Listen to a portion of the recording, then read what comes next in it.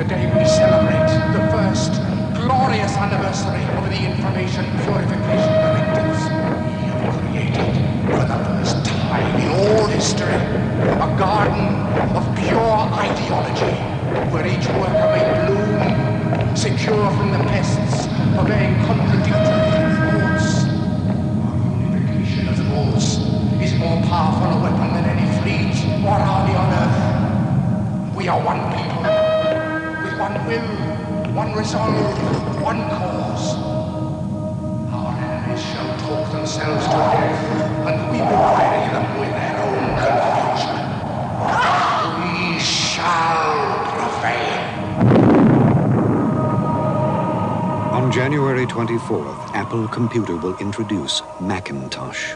And you'll see why 1984 won't be like 1984.